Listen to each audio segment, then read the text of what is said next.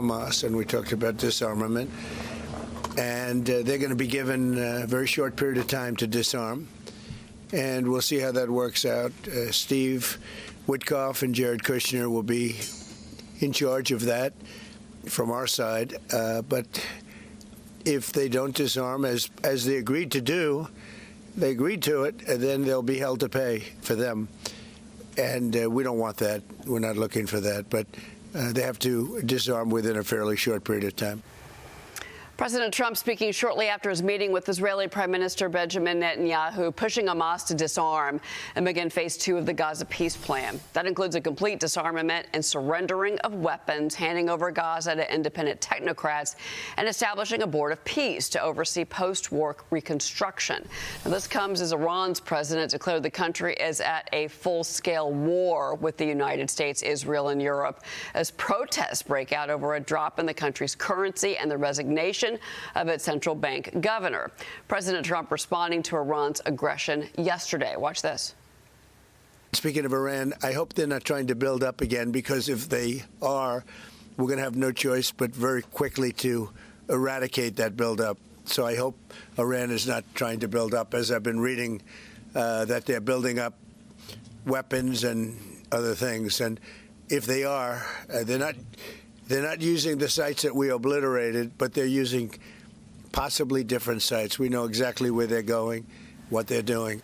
Joining me now to break it all down, Fox News' senior strategic analyst and chairman of the Institute for the Study of War, General Jack Keane. You heard President Trump there, General. He said that based on what he is reading, that means he's getting some kind of intelligence briefing that is telling him that the Iranians are back at it.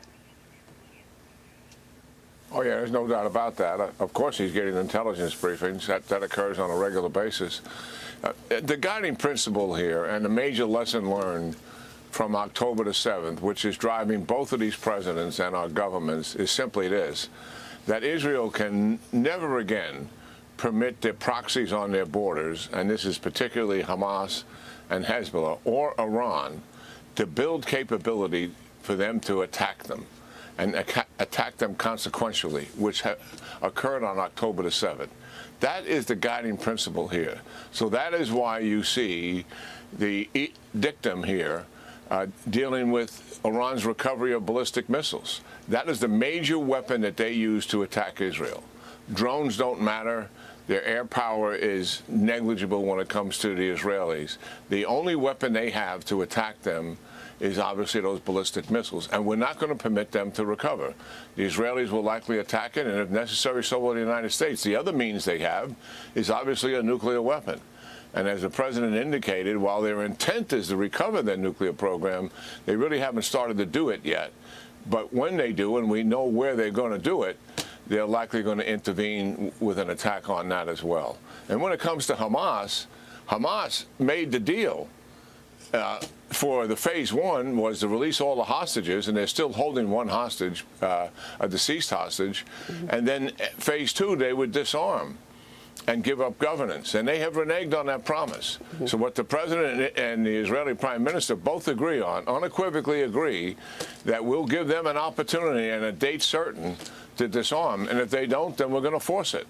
That is kind of where we are, and it's based on that major lesson learned. We cannot permit Hamas to get the capability to attack Israel. They can't do it now, even though they're still in power, even though they have 5,000 to 7,000 fighters. They don't have the capability to launch that attack.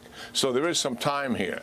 But the reality is they're not going to let them get to that point where they can do it. Yeah. And the same thing with Hezbollah. Yeah. Well, and the Israelis, again, that strike against Hezbollah over the past week, General. President Trump also met with Ukrainian's President Zelensky at Mar-a-Lago on Sunday. Now, Zelensky says the president would give Ukraine 15 years of security guarantees as part of a new peace plan, even though Zelensky reportedly wanted 50.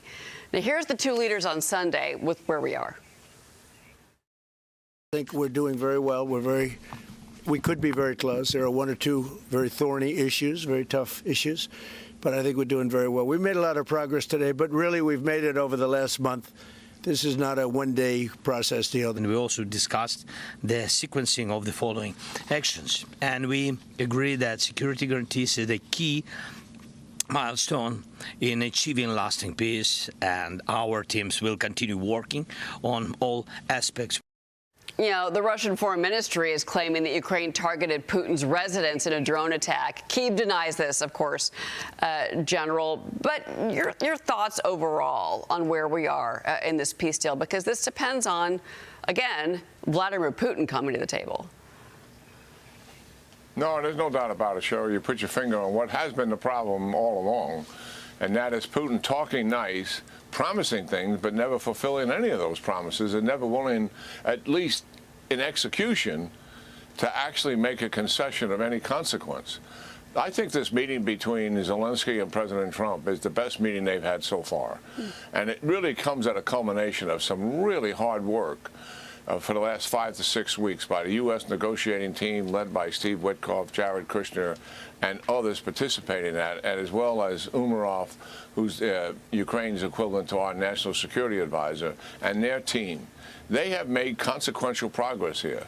And certainly the fact that Zelensky is willing to pull his troops out of that defensive belt, move back those troops, expect the Russians to move back as well, and put in place a demilitarized zone with some kind of security forces, that's a major concession on his part. It has to go to the vote for the people to do it. But it's a major step towards peace. And now we have security guarantees that are very robust and formidable. And that is good. And you put your finger on a long-term guarantee of 15 years, which would also get congressional approval, which lives beyond President Trump's presidency. And these are very solid moves in the right direction. And you're right. The ball is now in Mr. Putin's court. Is he going to come forward with some concessions to truly make a deal, as he says he is genuinely interested in? This latest incident of the attack on his residence, there is no evidence that we can find of any air defense systems being alerted, not a single social media comment about 91 drones attacking someplace in Russia. When that happens, as it has happened in the past, everything explodes on social media from that neighborhood or that vicinity. And certainly it's very obvious that air defense systems are reacting to it. We have none of that. I agree with Zelensky. This is likely a fabrication by Putin.